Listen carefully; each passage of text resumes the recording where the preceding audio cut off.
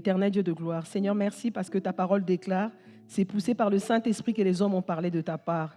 Ce matin, Seigneur, je ne suis qu'une femme, Seigneur, humble devant toi, Seigneur, où je veux vraiment parler de ta part, Seigneur. Père, merci encore de m'inonder de ton esprit, Seigneur. Père, que ce ne soit pas mon intelligence, mais de ton intelligence, Seigneur. Que ce ne soit pas moi qui touche le cœur de ton peuple, mais que toi seul, Seigneur. Car si tu m'as choisi ce matin, Seigneur, Papa, tu savais pourquoi, Seigneur. C'est pour ça que je m'abandonne totalement à toi. J'abandonne cette parole entre tes mains et c'est que seule la gloire te revienne. Que la gloire ne revienne pas à un homme ni à une femme, mais à toi seul, Seigneur. Et que toi seul domine dans ce lieu, Seigneur. Je ramène toutes les pensées captives à l'obéissance de ta parole encore ce matin. Que le règne vienne ce matin encore. Que ta gloire descende encore ce matin dans le nom tout-puissant de Jésus. J'ai ainsi prié. Amen. Amen. Donc, le thème de mon message, c'est passer de la mort à la vie. Et c'est une histoire que certainement nous connaissons tous. C'est l'histoire de le miracle de la résurrection du fils unique de la veuve de Naïm. Et cette histoire, on le trouve dans Luc 7, versets 11 à 17. Mais avant de rentrer vraiment dans mon message, je voulais encore nous partager, parce que j'étais vraiment touchée de voir que quand je faisais mes recherches, que cette histoire, cet événement s'est passé durant la première année du ministère de Jésus en Galilée. Et on nous dit qu'à cette époque-là, Jésus commençait à être très populaire. Et partout où il passait, il était il faisait des miracles et il marchait avec ses disciples et il allait avec la foule qui le suivait aussi. Et donc, d'où justement ce miracle qui s'est produit durant la première année du ministère de notre Seigneur. Et la Bible, on le voit aussi dans la Bible, lorsque nous avons des besoins ou des soucis, des problèmes, généralement, la Bible nous indique à intercéder, parce qu'il y a des passages qui nous indiquent justement à intercéder, dont un dans Philippiens 4, 6, qui nous dit « Ne vous inquiétez de rien, mais en toute chose, faites connaître vos besoins à Dieu par des prières et des supplications. » Mais dans cette histoire de cette veuve, veuve de Naïm, et on nous dit que cette veuve n'avait pas demandé à Dieu. Cette veuve n'avait rien demandé à Dieu, mais le miracle était venu à elle. Je veux nous lire l'histoire pour que nous comprenions. Donc, dans Luc 7, 11 à 17. Je vais lire dans ma Bible plutôt, ça serait mieux. Le jour suivant, Jésus alla dans une ville appelée Naïm. Ses disciples et une grande foule faisaient route avec lui. Lorsqu'il fut près de la porte de la ville, voici, on portait en terre un mort, fils unique de sa mère, qui était veuve. Et il y avait avec elle beaucoup de gens de la ville. Le Seigneur, l'ayant vue, fut ému de compassion pour elle et dit « Ne pleure pas ». Il s'approcha et toucha le cercueil. Ceux qui le portaient s'arrêtèrent. Il dit « Jeune homme, je te le dis, lève-toi ». Et le mort s'assit, se mit à parler. Jésus le rendit à sa mère. Tous furent saisis de crainte et y glorifiaient Dieu, disant « Un grand prophète apparut parmi nous et Dieu a visité son peuple. » Cette parole sur Jésus s'est répandue dans toute la Judée et dans tout le pays d'alentour. Amen. Donc il faut savoir déjà, là on nous dit que, dans la parole nous dit que Jésus, il marchait avec ses disciples et quand il faisait route, il est arrivé près de la porte de la ville donc de Naïm. Donc il a rencontré un cortège qui arrivait, le cortège funèbre. À l'époque, les morts n'étaient pas enterrés dans la ville. On les enterrait hors de la ville. Et donc, ce qui se passait pour le fils unique de cette femme, dont on allait enterrer justement en dehors de la ville. Et donc, Jésus, arrivant près de la porte, rencontre justement le cortège funèbre qui est arrivé. Et la Bible nous dit que, quand nous lisons, on voit que l'émotion était tellement grande que toute la ville, tous les habitants de la ville de Naïm, qu'est-ce qu'ils ont fait? Ils ont accompagné justement cette veuve, cette dame qui avait perdu son seul fils, l'unique qu'il avait, celui qui était la raison de vivre pour elle, celui qui l'aidait, celui qui était là. Bon, on ne donne pas l'âge, mais bon, je suppose que c'était sûrement un grand homme qui pouvait aider sa mère parce que bon, elle avait perdu son mari bien avant. Et on nous dit que la ville suivait, tous les habitants suivaient. Pourquoi? Parce qu'ils avaient compassion. Ils avaient compassion de la douleur de cette veuve. Je pense qu'en tant que femme, en tant que mère, on doit s'imaginer que quand on a un seul fils, qu'on le perd, surtout que nous, on vient de le vivre là, mercredi dernier, l'ami d'Ornella qui a perdu son seul, l'unique fils qu'il avait. Moi, je dis toujours l'Isaac.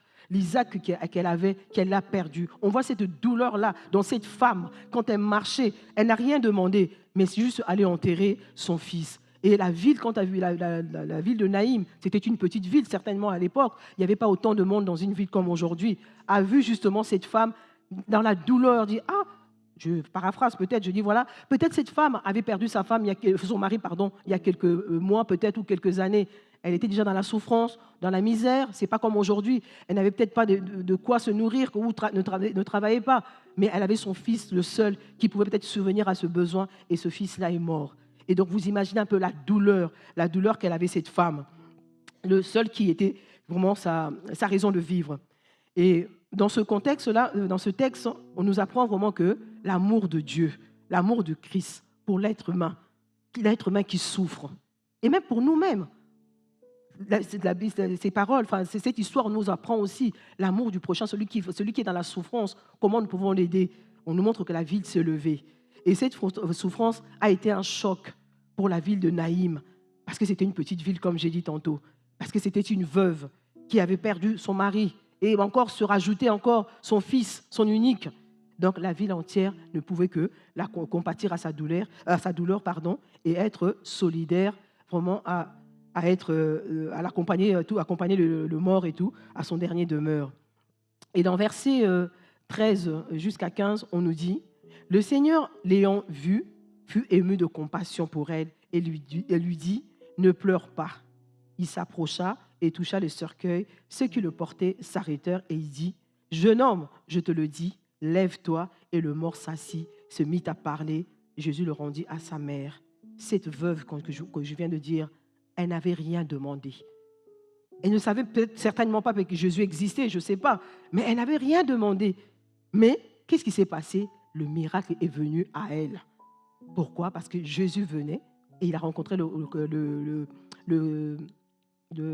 cortège funèbre, et le miracle s'est produit. Pourquoi? Parce que Jésus connaissait sa situation, la situation de la veuve. Il connaissait son cœur. Il connaissait que c'était une veuve. Et je sais que dans la Bible, les veuves ont une grande place aux yeux du Seigneur. Parce que c'est des femmes qui sont faibles. C'est des femmes qui sont sans homme. C'est des femmes que personne ne peut aider. Et la Bible dit que Jésus est le défenseur des veuves. Il est même le mari de veuve quand on le prie. Moi, je le vis avec ma maman, qui est veuve aujourd'hui, il y a 3 ans de cela. Et je lui fais grâce. Je vois la grâce que Dieu fait aux veuves. Et je dis, Seigneur, merci. Parce qu'au-delà que nous, les enfants, nous soyons là, mais Jésus, lui seul, connaît la situation des veuves. Et connaît donc la situation de cette veuve-là. C'est pour ça que, comme il sait qu'elle n'avait pas prié, donc le miracle s'est fait sans qu'elle ait même à demander. Pourquoi? Dieu connaît nos cœurs. Mon frère, ma soeur, Dieu connaît ton cœur. Dieu connaît ta situation. Dieu sait ce que tu vis. Tu peux être belle, tu peux être beau, mais dans ton cœur, il n'y a que Dieu qui sait ce qu'il y a. Amen. Et Jésus, donc, dans sa douleur, donc, ce qu'il a fait, donc, il a vu le cœur de cette femme-là, il a vu ses besoins, qu'elle n'avait rien demandé, et il a produit le miracle. On nous dit que Jésus s'est approché du cercueil, il a juste touché le cercueil, il a dit le fils unique de se lever, et il s'est levé. Pourquoi il était ému de compassion? Moi, j'ai voulu chercher à comprendre, la compassion, c'est quoi exactement? Même si je connais, mais je voulais aller au plus profond de la compassion, c'est quoi? On nous dit déjà dans le mot, la définition du mot grec, c'est splagénimozomai, qui veut dire être remué dans les entrailles. Je ne sais pas si vous imaginez quand on est remué dans les entrailles. Peut-être pour une femme, pour les hommes, je ne sais pas, peut-être, mais pour une femme, moi, je sens quand je suis remué pour mes enfants. Je vois comment ça fait. Et Jésus a été remué. La Bible dit qu'il y avait une compassion. Donc, cette compassion, ça veut dire que ça avait touché les entrailles de Jésus. Pour qu'il puisse faire ce miracle-là, c'est qu'il a été touché. Et ses entrailles ont été touchées.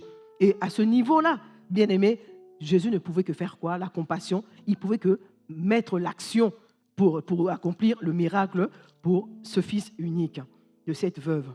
C'est pourquoi la Bible nous dit que ce jour-là, à Naïm, le cortège funéraire a rencontré le cortège de vie. De vie, c'est qui? C'est Christ. C'est Christ qui est la vie. Et ce jour-là, les ténèbres, comme on a chanté tout à l'heure, les ténèbres ont rencontré la lumière. Ça a fait quoi? Ça a jailli. Ça a donné un miracle. Et ce matin, mon frère, ma soeur, je veux te dire vraiment ce matin que Jésus, quand il passe dans ta vie, quelle que soit la gravité, quelles que soient les situations que tu traverses, quels que soient les problèmes que tu traverses, bien-aimé, Jésus, quand il peut rappeler à la vie ce qui était mort en toi. Ce matin, je te dis que je ne sais pas si tu le comprends, que Dieu, là où il passe, là où il y a la mort, il ramène à la vie. Quelles que soient les situations que tu traverses, rien n'est impossible à notre Dieu. La Bible le dit, rien n'est impossible. Tout ce qui est impossible à l'homme, à notre Dieu est possible. Amen. Pourquoi? Parce qu'il a autorité sur chacune de nos vies, sur chacune de notre circonstance. Peu importe ce que tu vis, peu importe ce que tu traverses, il n'y a que toi qui le sais. Comme je l'ai dit, que rien n'est trop grand. On a chanté aussi. Moi, franchement, tous les chants qu'on a chantés ce matin, c'était que des petits signes pour moi. J'ai dit, Seigneur, merci, parce que c'est vraiment ta parole. Rien n'est trop grand pour notre Dieu, parce qu'il est notre sauveur, il est notre défenseur. Amen. Je vais nous poser une question ce matin. Peut-être que ce matin, as-tu l'impression d'être comme cette veuve? Je ne sais pas si ce matin, tu as l'impression d'être comme cette veuve, ou encore, tu as l'impression que tout est fini, qu'il n'y a plus de solution, qu'il n'y a plus d'issue. Mais laisse-moi te dire ce matin, peut-être que tu pleures. Ce matin, je te dis, comme Jésus avait dit à cette femme, ne pleure pas. Ne pleure pas. Je ne sais pas pourquoi, mais le nom d'Alexia me vient dans le cœur. Alexia, ne pleure pas. Alexia, ne pleure pas. Ne pleure pas. Amen. Donc, quel que soit ce que tu traverses, quel que soit ce que nous traversons, sache que Dieu a toujours le dernier mot. C'est lui seul qui ramène, comme on a dit, qui ramène ce qui était mort à la vie. La Bible nous dit que Lazare était mort. 4 jours dans le tombeau. 4 jours. Pourri. On l'a enterré par les hommes. Mais son histoire, selon le plan de Dieu, n'était pas terminée. C'est pour ça que ce matin, je te dis, ton histoire n'est pas terminée. Selon le plan de Dieu, ton histoire n'est pas terminée. C'est Dieu qui a le dernier mot. Les hommes avaient fermé le livre de la vie de Lazare, mais Dieu l'a ouvert. Si les hommes avaient fermé ta vie, sache qu'aujourd'hui, Dieu a ouvert ta vie. Amen. Amen. Bien aimé, j'ai l'impression que vous ne réalisez pas. Hein? Dieu a ouvert ta vie ce matin. Tout ce qui était mort, Dieu a ouvert ce matin. Amen. Donc, je reviens toujours à l'histoire de cette veuve. Donc, cette veuve, qu'on a dit tout à l'heure qu'ils allaient donc enterrer son fils unique. Mais dans le lot, il y a toujours des Tobija et les Sambala. Il est où, pasteur David? Que Dieu te bénisse. Dimanche, quand tu avais prêché, quand tu as dit que, voilà, il y a toujours des gens qui sont là. J'avais déjà mon message, j'ai dit, Seigneur, merci. Ça confirme que les Sambala et les Tobija, il y en aura toujours partout. Les Sambala, c'est dans la Bible. Les Sambala, c'est toujours des gens qui sont là contre, qui sont là en train de fouiller, à chercher. Et dans le lot dans le cortège, là, il y avait les Sambala et les Tobija. Ça ne manque pas. Mais cette femme-là, dans sa douleur, elle continuait. Elle n'écoutait pas ce que les Sambala disaient. Certaines me disaient, on va voir. Elle a perdu son fils, non? Maintenant, on va voir. Elle a pu te marier. On verra ce qu'elle va faire maintenant. Les Sambala, il y en aura toujours dans votre vie. Mais n'écoutez pas, fermez vos oreilles, fermez vos portes. Amen. Et donc, comme je disais tantôt, donc cette femme dans la douleur n'avait pas dit son dernier mot. Jésus n'avait pas dit son dernier mot pour cette femme-là, pour son fils unique. Donc, là où lui passe, il y a toujours la vie. Parce que lui-même, il est passé par là. Quand il a été sur la croix de Golgotha, il était encore fils unique. Il a vu la souffrance de sa mère. Il ne pouvait être que ému de compassion pour cette femme. Parce qu'il avait vu la déchirure dans les yeux de sa mère. Il avait la souffrance de sa mère quand on était en train de clouer. Quand bien même il savait qu'il ressuscitera. Mais la douleur humaine, la chair à un moment, elle revient à nous. Et la chair certainement était revenue à Dieu. Quand il a vu sa mère pleurer, dire que mon seul fils, l'unique que j'avais, qu'on est en train de crucifier. Mais voilà, Jésus était ému parce qu'il savait que sa mère est passée par là. Et il ne pouvait qu'accomplir le miracle pour cette femme. Et la Bible nous dit qui déclare qu'à la sortie de la ville, Jésus entra. Quand il rentre en scène, tout change. Et on a vu. Et quand il est rentré, il n'a pas eu à faire de longues prières. Il a juste dit, ne pleure pas. Il a touché le cercueil. Et il a dit, lève-toi. Le fils s'est levé et il est ressuscité. Parce qu'il est le Dieu de la résurrection. Il est celui qui donne la vie. Et là où il y a la lumière, là où il y a les ténèbres, et quand la lumière rentre, la lumière jaillit. Jésus rentre dans la mort, il donne toujours la vie. Amen. C'est pour ça que moi, ce matin, je veux nous dire vraiment, il y a des vies et des destinées qu'on ne peut pas enterrer. Bien aimé, il y a des vies, il y a des destinées qu'on ne peut pas enterrer, même si on veut enterrer. Mais un jour, il surgit toujours Il y a une parole, je crois, dans la Bible, dans Ecclésiaste, qui dit jette ton pain à la surface de la mer. Ben, elle sortira toujours. Même un ballon, on peut faire le test. Tu jettes un ballon dans l'eau, mais elle ne va jamais couler. Elle sera sur la surface. Et donc, il y a des vies qui sont comme ça.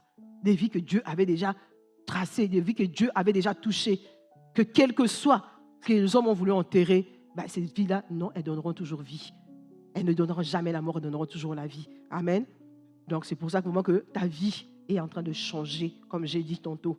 Ta vie est sur le point de changer. Vraiment, changer de direction. Et vraiment, je bénis vraiment le Seigneur pendant le processus de 40 jours que nous avons eu de jeûne depuis le début de l'année. Ce processus est en train de continuer. Il est en train de continuer. On a fait les jeûnes en début d'année. Ça ne veut pas dire que ça va s'arrêter sur les 40 jours. Mais on a encore toute l'année, comme on avait dit qu'on traverse le désert. Mais le désert, là, Dieu est en train de nous nourrir pendant le désert. Et donc, le processus de 40 jours continue toujours. Il est en train de continuer. Tant que Dieu n'a pas mis son sceau, tant que Dieu n'a pas exécuté ta parole sur toi, sache que le processus de 40 jours de jeûne que tu as fait continuera toujours. Tu auras la victoire. Amen. Et il y a toujours de l'espoir pour celui qui croit. Amen. Car Jésus est notre Rédempteur. Il est notre Rédempteur, il est vivant. C'est lui qui restaure. Moi, tout ce que je te dis ce matin, n'abandonne surtout pas. Retourne à lui. Il aura le dernier mot. C'est lui qui a le dernier mot. Ce n'est pas les hommes, ce n'est pas la maladie, ce n'est pas les problèmes, ce n'est pas les finances, mais c'est Jésus qui a le dernier mot. C'est lui qui fera ton miracle. Et pour terminer, je veux nous dire vraiment que cet événement que nous venons de voir pour globaliser nous montre non seulement le pouvoir de Jésus sur la mort, mais aussi sa capacité à restaurer, à donner la joie, à donner l'espoir dans les situations désespérées. Quelle que soit la situation qui était désespérée, Dieu donne toujours la joie. Dieu donne toujours la force. On l'a chanté tantôt. Il donne force, calme et puissance. Quelle que soit la situation désespérée que tu passes, sache que Dieu te donnera toujours la force quand il te restaure. Il te donnera toujours la joie. Amen. Et il redonne aussi la foi. Celui qui ne croyait pas, il lui donne la foi. Parce que quand on voit cette histoire, on ne peut qu'avoir la foi. Parce que c'est aussi une histoire de foi là-dedans. Et si on lit plus loin, on voit même qu'on dit que la parole fut répandue partout. Le miracle fut répandu partout. Et ça peut que donner foi à la foule qui était là. Et il dit, oui, effectivement, cet homme qui a ressuscité cet enfant, je ne peux qu'avoir la foi de suivre cet homme, de croire en cet homme. Donc c'est ce que je nous dis ce matin. Celui qui ne croyait pas puisse croire encore ce matin que Jésus est vivant, qu'il est là, qu'il existe, il est bien là, il fait des miracles. Il fait encore des miracles, il ressuscite encore les morts, il est encore capable. Mais moi-même, je l'ai vécu. Mon mari était dans le coma. On a dit que voilà, comme pendant le Covid, quand on est parti avec le pasteur, on nous a dit que, vu son âge, on ne sait pas s'il sortira du coma ou pas. Mais ce jour-là, je laissais le pasteur parler. Je ne pouvais plus parler. Et j'étais en train d'intercéder. Tout ce que le médecin disait, j'étais en train de le briser. J'ai dit, non Seigneur, j'appelle à la vie. J'appelle à la vie. Le pasteur continuait à écouter. Il répondait à ma place, mais moi, je n'arrivais plus. Mais j'ai intercédé, Seigneur, tu donnes à la vie. Là où il y a la mort, tu donnes la vie. Les médecins ont dit que voilà, peut-être une semaine, peut-être un mois pour sortir du coma. Eh bien non, au bout de 2 jours, 3 jours, il est sorti du coma. Même eux-mêmes, ils étaient surpris. Ils disent, attendez, mais non. On avait dit une semaine, on avait dit un mois, mais en 2 ou 3 jours, il est sorti du coma. Parce que Dieu était là, il est rentré. On a dit que là où il y a la mort, lui, il donne la vie. Là où il y a les ténèbres, la lumière jaillit. Et c'est ce qui s'est passé. Amen. Donc voilà pour nous ramener vraiment à la foi. Donc je dis vraiment que même dans les moments les plus sombres, mais Dieu est capable d'apporter la lumière et l'espérance. Voilà ce que vraiment Dieu m'avait mis à cœur pour nous partager ce matin. Je vous le donne au nom de Jésus.